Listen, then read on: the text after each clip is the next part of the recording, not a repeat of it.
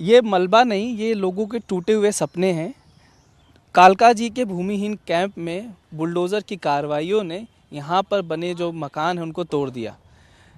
DDA ने कहा कि उसने 3 दिन का नोटिस दिया था। उसके बाद कल सुबह 5 बजे की ये कार्रवाई शुरू हुई और उसके बाद पूरे इलाके में जो लगभग 400 से ज़्यादा घर थे बचे हुए, उन घरों को तोड़ दिया गया। राजनीति अपनी तरफ हो रही है, लेकिन जो लोग हैं जिनके घर थे, अभी भी ये कुछ लोग यहाँ पे हैं जो मलबे थे उसके अंदर से उनके जो सामान दबे हुए हैं वो निकाल रहे हैं। कुछ लोग शिफ्ट हो गए हैं, कुछ लोगों को अभी दूसरे जो कैंप है वहाँ पे जगह दी गई है और कुछ लोग रैन बसेरे में रह रहे हैं। ये कुछ लोग हैं जो यहाँ रहते थे, आइए उनसे बात करते हैं। अभी ये जो आप लोगों का घर था वो तोड़ दिया गया, क्या बताया गया था या कारण दिया गया था? आप लोगों को तो 3 दिन पहले नोटिस दिया गया था। सर वो नोटिस क्या था, उसमें ना तो किसी अधिकारी के साइन थे ना किसी डीडीए की मोहर थी। उन्होंने बस आके एक ऐसी साधारण पर्चा अपना फोटोकॉपी वगैरह जो भी किया उसको करने के बाद में आके उन्होंने लगा दिया। लगाने के बाद वो लोग क्या करते हैं, सीधे 11 तारीख को सुबह सुबह 4 बजे हमारी पूरी घेराबंदी कर देते हैं चारों तरफ से। एक एक घर में घूम घूम के वो दरवाज़ा खटखटा के पुलिस वाले कहते हैं बाहर निकलो, सामान निकालो, अभी बुलडोजर चलने वाला है। उसके बाद उन्होंने बिना रोके समझे, ना बच्चे देखे ना बूढ़े देखे, महिलाओं को नहीं देखा, धक्के मार मार के हम लोगों को घर से निकाला गया ज़बरदस्ती। जो कि हमारा काफ़ी सामान अभी था, हम निकाल रहे थे धीरे धीरे, वो सामान तक नहीं निकालने दिया गया हमें। और सारे कैंप को चारों तरफ से घेराबंदी करने के बाद एक आदमी को बाहर से अंदर नहीं आने दे रहे थे, सिर्फ अंदर वालों को बाहर जाने दे रहे थे। जो अंदर थे उनको बाहर निकलने दे रहे, लेकिन बाहर से किसी को अंदर नहीं आने दे रहे थे। चारों तरफ घेर लिया था हमारे कैंप को। और उसके बाद अब क्या बताएं, सामने ये आपके पूरा नज़ारा देख सकते हैं आप। 1200 परिवारों को हमें पूरी तरह से नेस्त नाबूद कर दिया गया है यहाँ पे।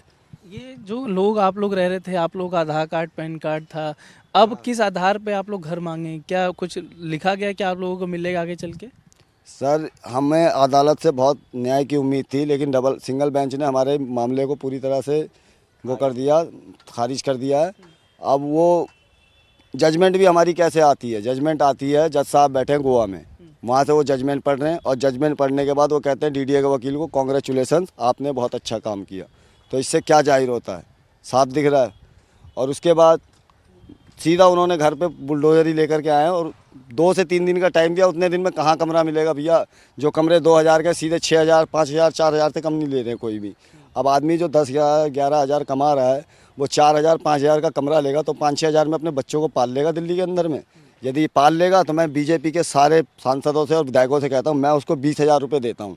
और जिस तरह से हम ज़िंदगी यहाँ पर गुजार रहे थे, आप सिर्फ 20,000 में 1 महीना अपने बच्चों को पाल के दिखाइए, फिर हम बोलेंगे कि हाँ आप पाल सकते हैं। आपको खुद भी पता होगा कि दिल्ली के अंदर में कितने खर्चे होते हैं, क्या होता है। और सबसे पहली बात तो ये, कल हमारी डबल बेंच में पिटीशन लगी पड़ी थी। हम लोगों ने परसों रात को रामवीर सिंह बिधूड़ी के बंगले पे गए, 3 बजे रात तक हम वहाँ बैठे रहे। रामवीर सिंह बिधूड़ी हमसे बिल्कुल मिलने नहीं आए और हम सिर्फ इतना चाहते थे कि हमें 1 बजे तक का समय दिया जाए, हमारी डबल बेंच में सुनवाई हो जाती तो हमें स्टे की उम्मीद थी। और कल उन्हें डीडीए के वकीलों को डबल बेंच में झाड़ भी बहुत अच्छी खासी पड़ी। आप लोग जो यहाँ रह रहे थे, अब इसका कोई पहचान पत्र है, प्रूफ है आप लोग यहाँ के थे नागरिक? देखो, शुरू से लेकर पहचान पत्र, आधार कार्ड, राशन कार्ड, जो भी जितने भी प्रूफ होता है अवेलेबल, और जाति प्रमाण पत्र, अपने बच्चे की जन्म पत्री, वो सारे प्रूफ थे। लेकिन अब वो सारे प्रूफ इलीगल हो गए क्योंकि अब ये तोड़ दिया गया है। अब हम पाकिस्तानी, रोहिंग्या, बांग्लादेशी, जो सरकार बोलती थी ना, जो ये पब्लिक बोलती है कि ये तो पाकिस्तानी एक स्कोरमेंट कर रखा है, जगह घेर रखे, सरकार की जगह कब्जा कर रखी है, तो अब असली अब हुए हैं हम। तो अपने देश में अब नागरिक नहीं रहे, यही बोल रहे हैं आप? हाँ बिल्कुल, कहाँ से रहे बताइए। किराएदार भी पूछने से पहले पूछेगा भाई अगर कहीं किराए पे भी लेंगे, जैसे गोविंदपुरी यहाँ, तो आईडी प्रूफ मांगता है। जब हमारा आईडी प्रूफ नहीं रहना, हमें कमरा कोई किराए पे देगा? बताइए और क्या करें। और सर मैं बताऊँ, ये डीडीए की पॉलिसी थी, डीडीए ने पॉलिसी बनाई थी, दिल्ली सरकार ने और डीडीए ने डूसूप की पॉलिसी जोड़ दी उसमें। राशन कार्ड, जब तुम नीचे वाले का पहचान पत्र ले रहे हो, एक पहचान पत्र से उसको घर दे रहे हो, तो ऊपर वाले का भी तो वही पहचान पत्र है। नीचे वाला भी वोट डाल रहा है आपको, ऊपर वाला भी वोट डाल रहा है। नीचे वाले की भी फैमिली है, ऊपर वालों की भी फैमिली है। अब तुम ये बताओ, तो नीचे वाला लीगल हो गया और हम अनलीगल हो गए। ये कैसे बात है, ये कैसी सरकार है? और इस सरकार ने खुद ही वादा करा था सर, हर गरीब को घर मिलेगा, हर बेघर को घर मिलेगा, जो फुटपाथ पे रह रहा है उसको घर मिलेगा। अब बताओ, इन्होंने तो हमें फुटपाथ ही बना दिया ना, तो हमारी ज़िंदगी कैसे कटेगी? हमारे छोटे छोटे बच्चे, कल से जब से डीडीए ने वहाँ कार्रवाई करी है, वहीं पर रह रहे हैं। वहीं देखो टेंट वेंट का वहीं बैठे हुए हैं, कल से गए नहीं है घर पे, कहाँ जाए। और जो एक फ्लैट मिला है, अब मेरा भाई मुझे रखता नहीं है, मना कर देता वहाँ पर, कहता भाई तेरा को नहीं मिला, मेरे को मिला है। अब बताओ, मेरे 3 भाई हैं हम, 2 भाई अभी भी रह गए, दोनों शादीशुदा हैं।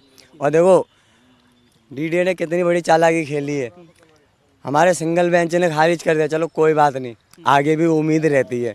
हम डबल बेंच में गए, डबल बेंच में हमारी पिटिशनर दाखिल हो गई थी, 11 बजे की सुनवाई थी, लेकिन उन्होंने ना इतनी चालाकी खेली, 4:30 बजे लाके बुलडोजर खड़े कर दिए, प्रशासन को लाके खड़ा तोड़ दिया आप कह रहे हैं। सुनवाई से पहले 11 बजे से टाइम ही नहीं दिया। कितने समय से आप लोग यहाँ बहुत साल से रह रहे हैं सर। कितने साल हो गए यहाँ पे रहते? 32 साल से तो ज़्यादा ही हो गया, 27 साल हो ही गया है यहाँ पे रहते हुए। हमारे बच्चे बड़े हो गए, यही पैदा हुए सब डॉक्यूमेंट भी इसी घर के बने हुए हैं सब? सारा चीज़ इसी में, क्या अब तो डॉक्यूमेंट में होते तो दिखा देते, सब इधर उधर कर रखे हैं।